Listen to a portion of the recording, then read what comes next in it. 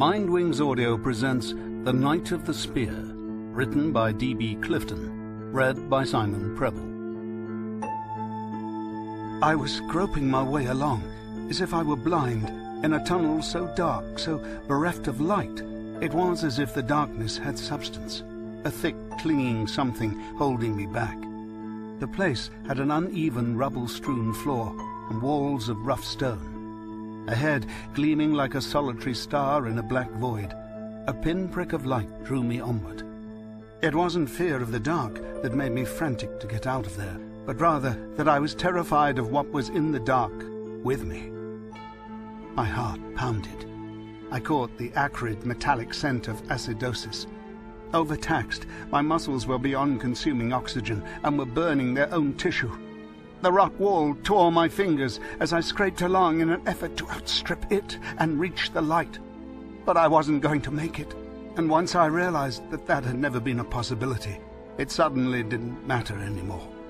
What was important was to keep going for as long as I could. At least when it took me, it would know I hadn't given up. But even though I accepted my fate, I had no way of accepting my abject terror of its claws. Hope flickered as I inched my way closer to that speck of light. That was extinguished in the next instant by a flood of hot breath on the back of my neck. It clutched me. When the viciously pointed claws sank deep into my flesh, I screamed and opened my eyes. Two forms loomed over me. Two sets of hands held me down against a cushioned pad. A mattress? The sharp smell of antiseptics cleared my mind a little.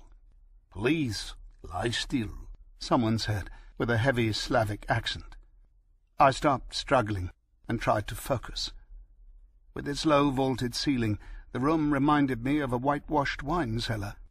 A powerful electric fixture with a frosted shade provided the bright light. Each of the two men hovering over me, one was old, the other young, possibly my age, had a long, full beard. The young one withdrew his hands from my chest, concern evident in his eyes. His dark brown hair, loose and uncombed, fell nearly to his shoulders. He wore a white linen shirt that was wrinkled and rumpled, as if he'd been sleeping in it. The older man was of average height and slim. His thin face displayed a stern expression. He was grey of hair and beard, and wore a long brown robe. His eyes, deep-set beneath craggy brows, were such a pale blue that at first I wondered if he might be blind. I was lying on a narrow bed with a headboard of white enamelled iron, like some relic from a 19th-century hospital. As I struggled into a sitting position, I winced with an awful pain. Looking down, I saw that my chest was bandaged and wrapped all around. I leaned back against the headboard and tried to catch my breath. "To talk. You are well enough, Mr. Thomas," the old man said. "What did you call me?" I managed to croak. "Mr. Thomas. You are Philip Thomas." Was I?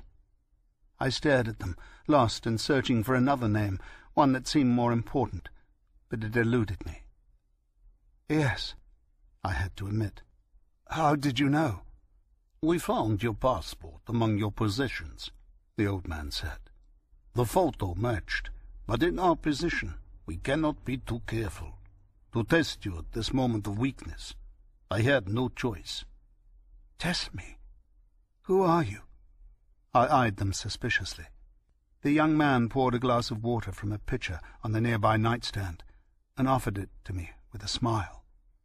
"All will be explained," the old man said. "But one more question I have first. Who is Brother Philotheos?" That was the name for which I'd searched. Upon hearing it, I clutched at the sheets in an effort to hold back the terrible visions from my nightmare that threatened to overwhelm me. "I am," I whispered. We hope you enjoyed listening to this recording. This is the second story in the Last Watcher series by D.B. Clifton. Watch for The Lady and the Shield, coming soon from Mindwings Audio.